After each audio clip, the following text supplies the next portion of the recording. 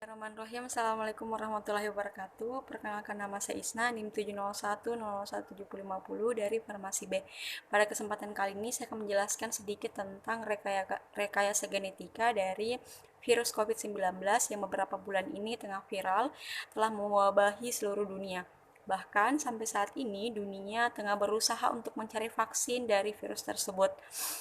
Ada 6 pendekatan desain vaksin untuk COVID-19 yang saat ini dikembangkan oleh dunia. Yang pertama adalah vaksin virus inaktivasi, yang dimana mengandung seluruh atau sebagian kecil dari bakteri atau virus yang telah terbunuh. Kemudian desain vaksin ini menggunakan virus yang telah dinonaktifkan.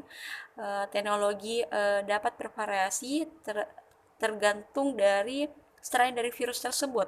Namun sebagian besar proses pembuatannya itu menggunakan formaldehid.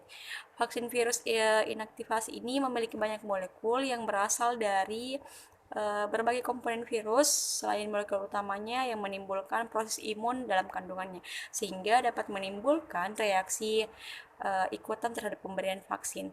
Selanjutnya, yang pendekatan kedua ada vaksin protein subunit, yang dimana mencakup satu terlebih antigen dengan imogenitas kuat yang mampu menstimulasi sistem imun inang secara efisien. Peneliti umumnya ini melakukan rekayasa genetika dengan memproduksi protein yang diinginkan pada organisme lainnya seperti bakteri tertentu. Dengan jenis molekul antigen yang lebih murni, maka efek samping yang timbul dari akibat pemberian vaksin ini diharapkan dapat diminimalisir. Sejauh ini beberapa lembaga telah mengusung program vaksin subunit SARS-CoV-2 dan hampir semuanya menggunakan protein S sebagai antigen 1.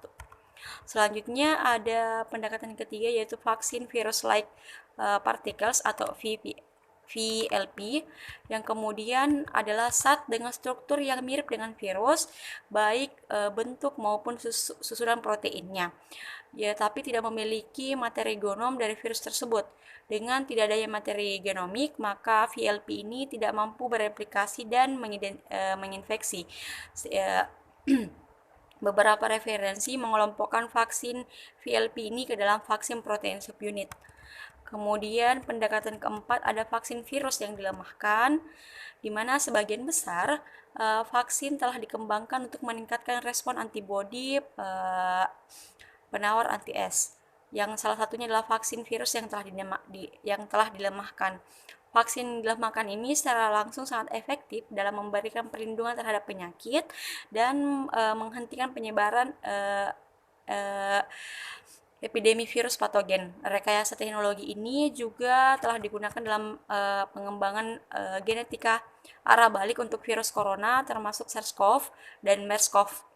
Dengan metodologi ini akan terjadi penghapusan protein amplop, di mana virus-virus ini telah terbukti dapat menginduksi respon imun berbasis humoral dan seluler pada hamster dan tikus. Selanjutnya ada vaksin asam nukleat untuk DNA dan mRNA, di mana teknologi ini melibatkan pengenalan asam nukleat ke dalam sel inang yang kemudian mengarahkan sintesis polipeptida yang dikodekan dan menstimulasi respon imun. Selanjutnya, vaksin berbasis DNA ini dapat dihasilkan dengan cepat berdasarkan urutan virus sehingga memungkinkan untuk cepat sampai kepada pengujian klinik. Keuntungan lainnya adalah respon imun terhadap vaksin dapat diarahkan untuk memperoleh respon imun humoral atau seluler, atau keduanya tanpa memerlukan vektor hidup atau teknik produksi biokimia yang kompleks. Namun, terdapat pula kekurangan dari vaksin DNA ini, yaitu memerlukan waktu untuk menyetujui vaksin DNA untuk manusia relatif panjang, karena formulasi berbasis gen memerlukan evaluasi keamanan yang lebih besar daripada vaksin konvensional. Selanjutnya, vaksin berbasis RNA yang menggunakan mRNA yang setelah memasuki sel akan diterjemahkan ke molekul antigenik yang dapat merangsang sistem kekebalan tubuh. Pada perkembangannya, materi genik yang dimasukkan tersebut dapat berupa mRNA, suatu RNA pembawa pesan untuk diterjemahkan menjadi protein sehingga dapat langsung diproduksi rantai protein tertentu. Selanjutnya yang terakhir adalah vaksin vektor virus yang memberikan ekspresi protein tingkat tinggi dan stabilitas jangka panjang dan memicu respon imun yang kuat. Secara umum, kelebihan vektor virus ini adalah transduksi gen efisien yang tinggi, pengiriman gen yang sangat spesifik ke sel target, dan induksi respon imun yang kuat. Terlepas dari keuntungannya, tidak menutup kemungkinan vaksin vektor virus ini juga memiliki banyak kekurangan dan dapat menyebabkan berbagai masalah. Terima kasih, mungkin hanya itu yang dapat saya sampaikan mengenai rekayasa genetika dari virus COVID-19 ini.